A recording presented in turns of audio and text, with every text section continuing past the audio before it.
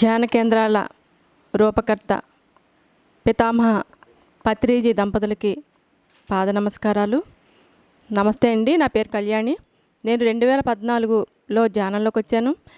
నా మొట్టమొదటి ఆధ్యాత్మిక పాఠశాల సిద్ధార్థ పిరమిడ్ సెంటర్లో నేను ఎక్కువగా వెళ్ళి ధ్యానం చేసుకుంటూ నేను నా యొక్క ఆధ్యాత్మిక ప్రగతికి సిద్ధార్థ సెంటర్ ఎంతో ఉపయోగపడిందని చెప్పగలను.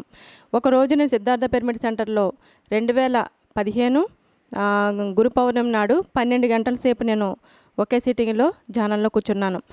సిద్ధార్థ పిరమిడ్ సెంటర్ నిర్వాహకులు సత్యనారాయణ గారు ఈ సెంటర్కి వచ్చిన వాళ్ళందరినీ ఎంతో ఆదరణగా, ఆ దంపతులు ఎంతో ఆదరణగా వారిని ఆదరిస్తూ వారి యొక్క ఆప్యాయతతో వాళ్ళు వచ్చిన సమస్యను మర్చిపోయేలాగా చేస్తారు. ఎన్నో క్లాసులు నిర్వహిస్తూ ఉన్నారు. మంగళవారం నాడు క్లాసులు, మళ్ళీ ప్రతి నెల 5వ తారీఖున ఫుల్ డే క్లాసులు. ఆ రోజు అందరికీ అభిమానంతో, ఆదరాభిమానాలతో భోజన సదుపాయాలు సొంతంగా ఇంట్లోనే తయారు చేయిస్తూ చక్కగా అన్ని ఏర్పాట్లు ఎంతో బాగా చేసేవారు.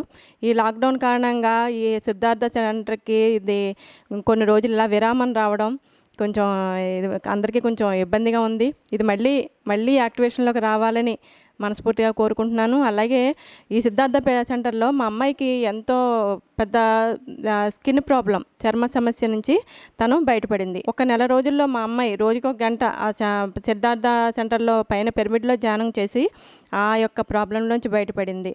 ఈ యొక్క సిద్ధార్థ సెంటర్కి దగ్గరలో నేను ఉండాలని నేను ఒక ఆలోచన రిలీజ్ అయింది నా నుంచి. అనుకున్న నెల రోజులకే నాకు సిద్ధార్థ సెంటర్కి దగ్గరలో ఇల్లు దొరకడం, మేము ఇక్కడికి షిఫ్ట్ అవ్వడం జరిగింది. సత్యనారాయణ గారికి, వారి కుటుంబ సభ్యులకి కృతజ్ఞతలు.